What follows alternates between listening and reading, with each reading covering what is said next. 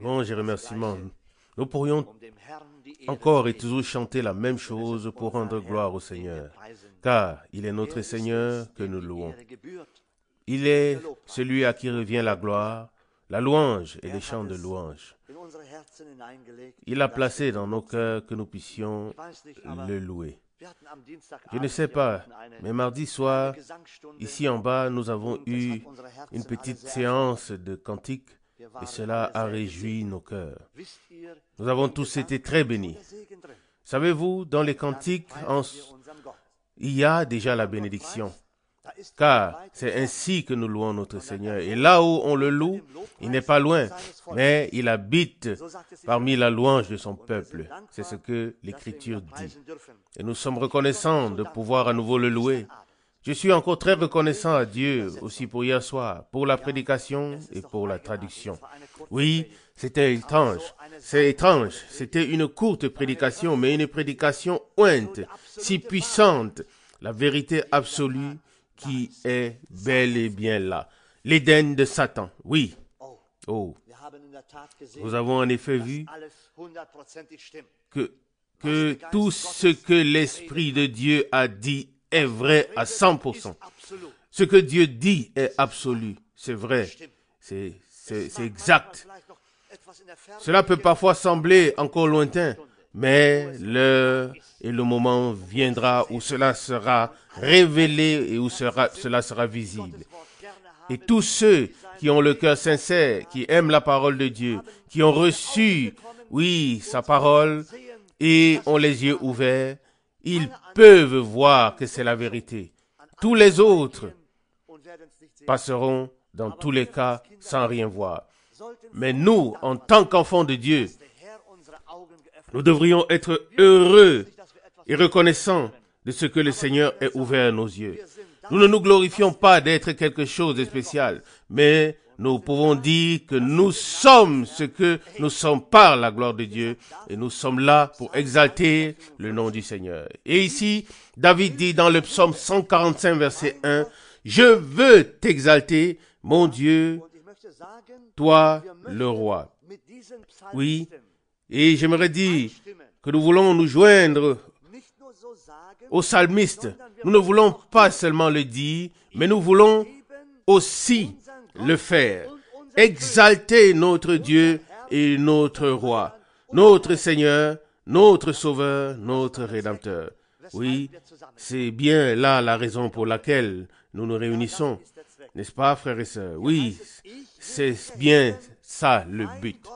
Il dit, verset 1, « Je veux t'exalter, mon Dieu, toi, mon roi. » C'est ce que David a exprimé. Et je pense que ce n'était pas des paroles vides, mais que cela venait du fond de son cœur. Et c'est pourquoi il a pu le dire ainsi. Et cela doit également venir du fond de notre cœur pour que nous puissions le dire. La suite du verset 1, « Et louer ton nom. » Combien de fois? Combien de fois? Combien de temps? Toujours et à perpétuité. Toujours et à perpétuité. Toujours louer le nom du Seigneur. Est-ce possible, frères et sœurs? Est-ce possible pour nous ou non? Eh bien, cet homme s'est donné pour résolution de le faire. Il l'a exprimé haut et fort. Il l'a dit. Et cela résonne jusque dans nos jours. Voyez-vous? Cela parvient jusque nos oreilles ce matin. N'est-ce pas merveilleux? Ce que les hommes de Dieu ont dit, ouais, par le Saint-Esprit, subsiste jusqu'à nos jours. Ce n'étaient pas ces hommes, mais c'était l'Esprit de Dieu qui les a conduits pour le faire. Et ce matin, nous pouvons le considérer. Et je pense que cela n'a pas été donné au hasard, mais ça accomplit son but encore ce matin. Verset 2, chaque jour. Oui, chaque jour, chaque jour. Chaque jour, je te louerai et je glorifierai ton nom à perpétuité. Chaque jour. Est-ce que nous le faisons, frères et sœurs? Faisons-le ainsi, frères et sœurs. Est-ce le cas pour nous ou n'est-ce pas le cas? Nous devons être honnêtes à ce sujet, que chacun s'examine lui-même. Mais je pense que cela devrait être dans notre cœur. Mais je vais vous dire quelque chose. Je pense qu'aucun jour ne passe où nous ne pensions à lui, où nous n'élevions son nom et où nous ne le louons. Même si parfois notre situation semble désespérée ou quand nous traversons de nombreuses épreuves, je dois dire, depuis que Jésus est entré dans ma vie, je pense chaque jour à ce qu'il a fait dans ma vie et je loue son glorieux nom. Il est dit ici au verset 3, « Le Seigneur est grand et digne de louange et sa grandeur est insondable. » Verset 4, « Que chaque génération célèbre tes œuvres et publie tes hauts faits. » Verset 5, « Je raconterai la splendeur glorieuse de ta majesté et je chanterai tes merveilles. » Verset 6, « On parlera de la puissance redoutable et je raconterai ta grandeur. On proclamera la gloire de ton immense bonté et on célébrera ta justice. Louange et gloire soient rendues à notre Seigneur. Verset 7, on proclamera la gloire de ton immense bonté et on célébrera ta justice. Je pense que nous pouvons aussi le faire ce matin, que l'Esprit de Dieu nous conduise tous à le faire.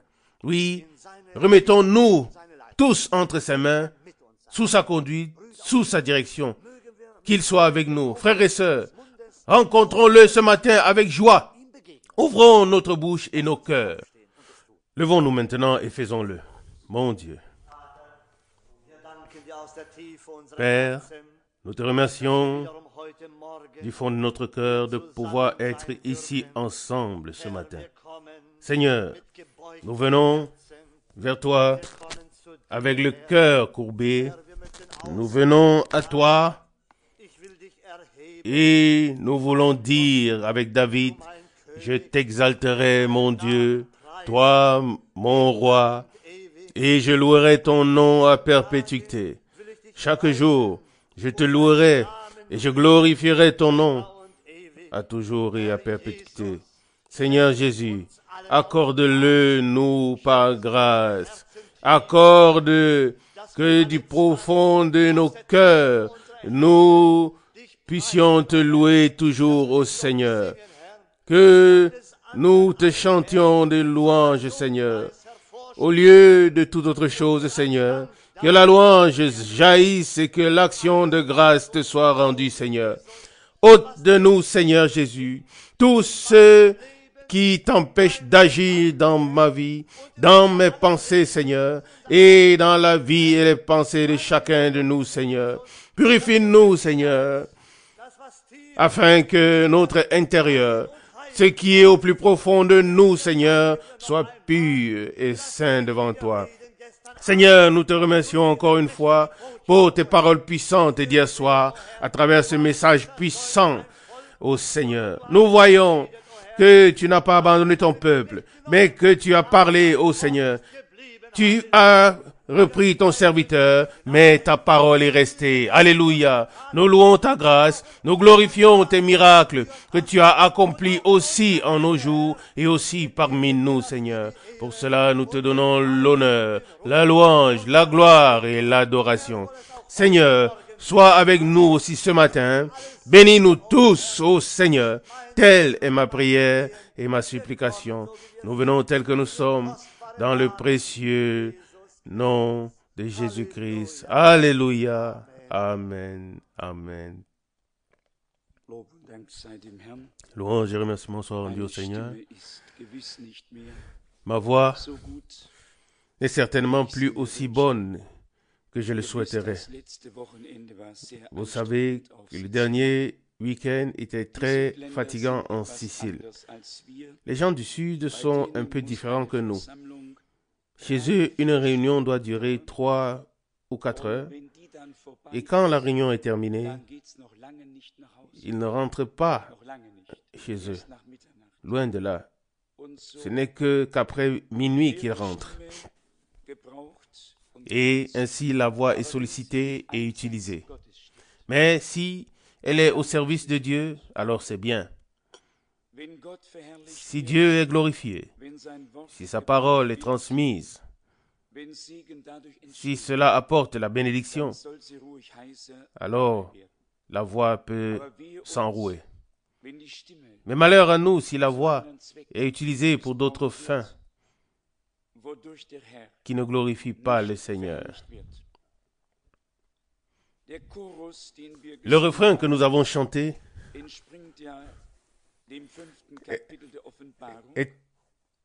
correspond au 5e chapitre de l'Apocalypse. Nous l'avons entendu il y a quelques jours avec Frère Schmidt. Et je l'ai mémorisé autant que possible. Et aussi la mélodie, et nous l'avons simplement chanté hier soir ici. Ça se trouve dans Apocalypse chapitre 5, verset 2. Puis je vis un ange puissant qui criait d'une voix forte. Qui est digne d'ouvrir le livre et d'en rompre les sceaux? C'était la question. Qui est digne d'ouvrir le livre et d'en rompre les sceaux? Verset 3.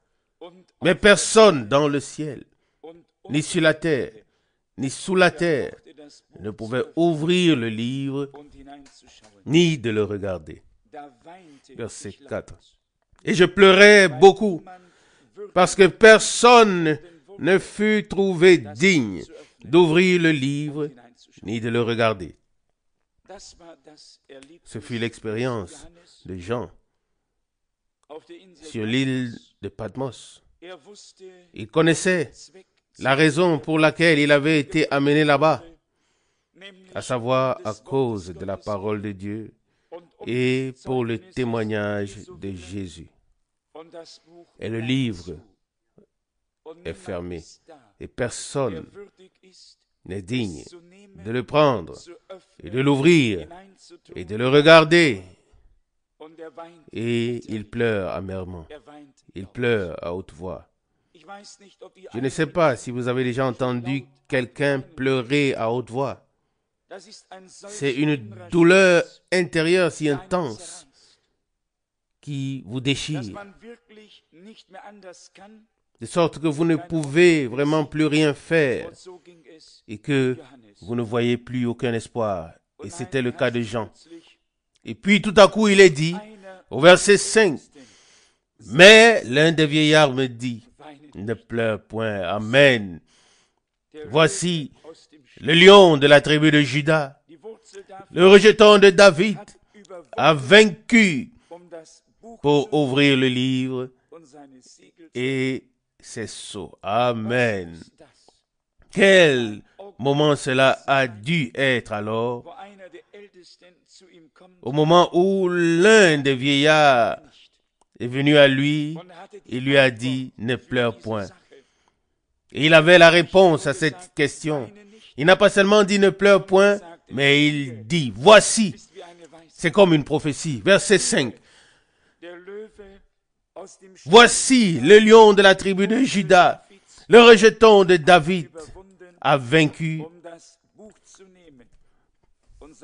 pour ouvrir le livre et ses sept sceaux. Les pleurs de Jean cessaient.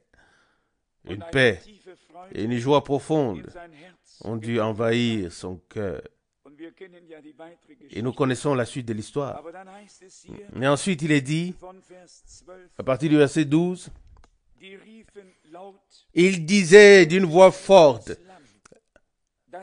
l'agneau qui s'est laissé immoler est digne de recevoir la puissance, la richesse, la sagesse, la force et la gloire et la louange.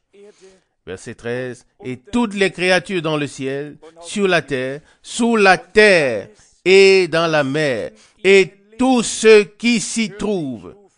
Je les entendis qui disaient, à celui qui est assis sur le trône et à l'agneau, soit la louange, l'honneur, la gloire et la puissance au siècle des siècles. Et les 4 êtres vivants disaient Amen, verset 14. Nous aussi, nous pouvons dire Amen et Amen. Les vieillards se prosternèrent et adorèrent. Que doit-il en être de nous en ce temps où nous avons expérimenté l'ouverture des sceaux, maintenant où les mystères qui étaient cachés et scellés dans le livre dont il est question ont été révélés? Je ne sais pas si nous comprenons vraiment ce qui s'est passé, si nous avons saisi de quoi il s'agit. Il est dit ici, ils se prosternèrent et adorèrent. Amen. Seulement lorsque l'agneau a pris le livre. Nous savons qu'en mars 1963, les sceaux ont été ouverts. Le Seigneur venait chaque jour vers midi dans la colonne de feu pour ouvrir un sceau à Frère Branham pour le révéler. Nous avons tout entendu.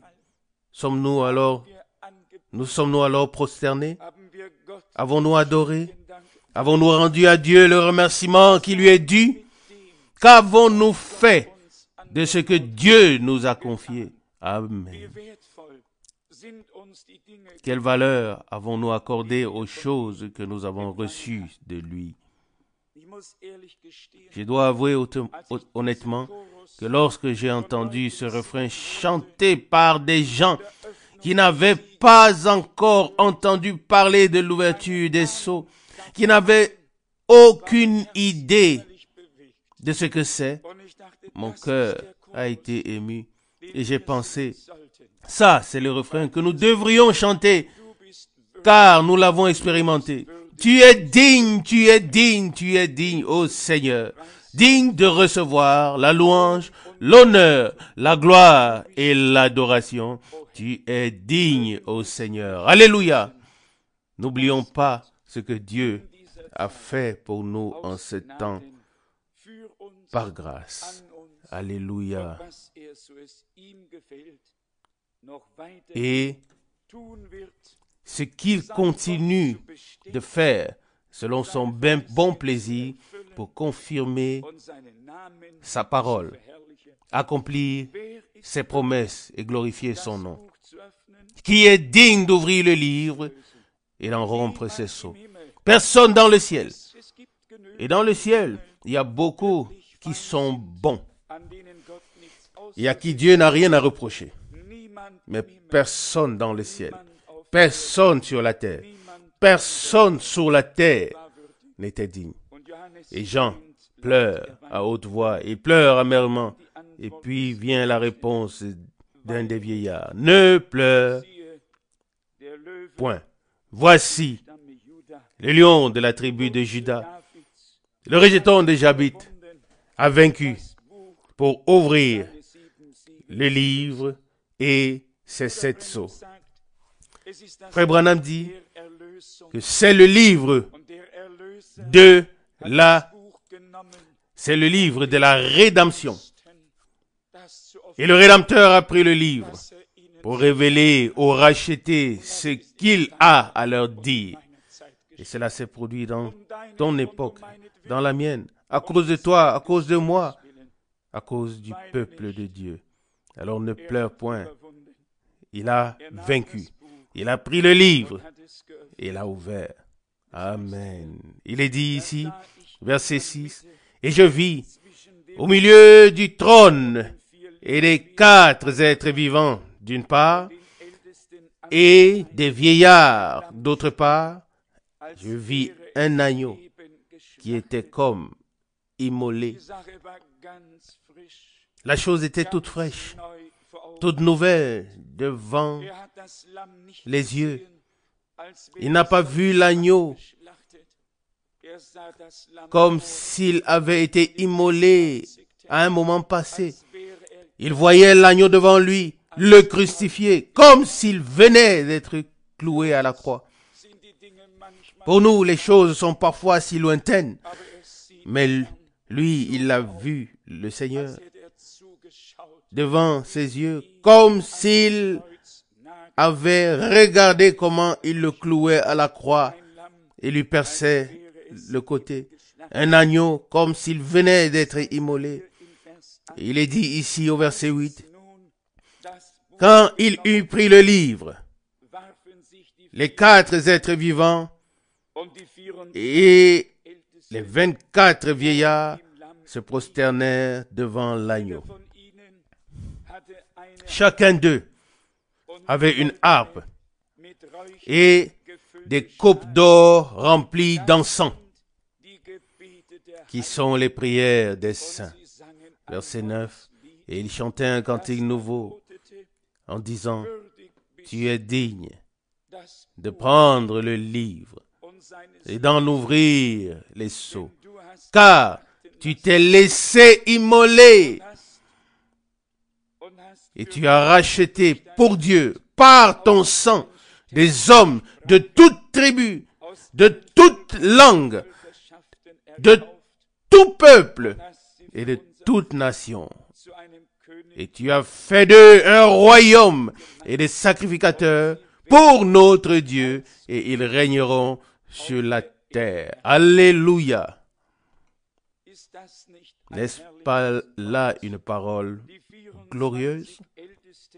Les 24 vieillards et les 4 êtres vivants se prosternèrent devant l'agneau au moment où il prit le livre pour ouvrir les sceaux. Ils avaient des harpes d'or ou des accessoires,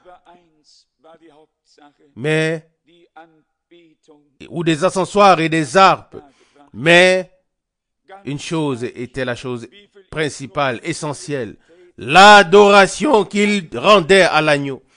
Peu importe le nombre d'instruments que nous jouons, le plus important c'est l'adoration à celui qui s'est laissé immoler, qui a versé son sang, qui seul est digne de revendiquer sa propriété, et de se révéler aux siens, de leur révéler sa volonté et sa parole. Et à lui revient la louange. Et s'il est écrit que tous ceux qui sont dans les cieux et sur la terre, toute la création s'est jointe à cette louange, tout genou fléchira et toute langue confessera que Jésus-Christ est le Seigneur. Que Dieu nous bénisse et transforme nos pleurs, notre misère, notre détresse en une véritable adoration inspirée par l'Esprit qui puisse être déposée dans l'ascensoir de l'autel pour être présentée au trône de Dieu. Amen. Dans la présence de Dieu, nous pouvons le remercier pour ce qu'il a fait. Car nous témoignons et confessons que Dieu a fait de grandes choses pour nous tous par grâce. À lui soit la gloire. Amen. Amen. Je pense que nous pouvons déjà adorer et nous allons le faire tout de suite. Personnellement, ces paroles m'ont beaucoup touché. Vous savez, personne au ciel n'aurait osé s'arroger le droit de dire « Je suis digne ». Mais vous savez, tous savaient que l'honneur et la louange revient à quelqu'un d'autre. Il y avait les 24 vieillards, il y avait les princes ou les princes d'anges, l'ange Michael, et tous ceux qui portent ces noms, de grands princes d'anges qui ont peut-être accompli de grandes choses, mais il y avait un à qui revenait l'honneur. Aucun d'eux ne s'est arrogé le droit de s'attribuer quoi que ce soit ou de se mettre en avant. Mais ils ont tous élevé la voix et ont dit d'une seule voix, d'un commun accord, « Tu es digne. » L'agneau qui s'est laissé immoler, oui, cela, il est digne. Digne de recevoir la louange et l'adoration. C'est tellement différent, savez-vous, quand nous regardons sur cette terre. C'est différent. Là où se trouve le royaume de Satan, là, chacun veut s'arroger l'honneur, recevoir l'honneur. Est-ce que ce n'est pas vrai? Tout le monde. Ça commence par le plus petit. Chacun veut faire valoir quelque chose. Chacun veut recevoir les honneurs. Mais ici, dans le ciel, nous voyons la grande différence. La grande différence. Personne n'était là pour dire, je peux faire mieux. Et j'en suis digne. Mais si nous regardons dans nos jours, dans notre temps, nous voyons tous les groupes, tous les partis, tout ce qui existe. Chacun prétend faire mieux. Chacun prétend pouvoir tout faire mieux que les autres. Ils se battent, ils se combattent. Oui, ils se disputent parce que chacun veut être quelque chose. Et au fond, s'ils se rendaient compte qu'ils ne sont que des pauvres mortels, savez-vous, même pas les grands princes des anges n'ont revendiqué quoi que ce soit. Nous non plus. Nous ne pouvons rien revendiquer. Nous savons à qui revient l'honneur. Nous savons à qui revient la louange.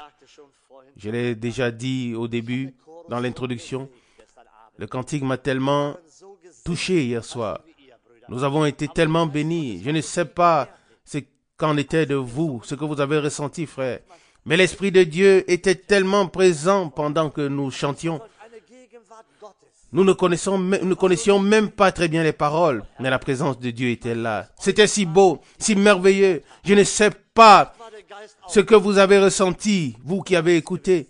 Peut-être que l'Esprit était aussi là, certainement. Louange et remerciement à notre Dieu.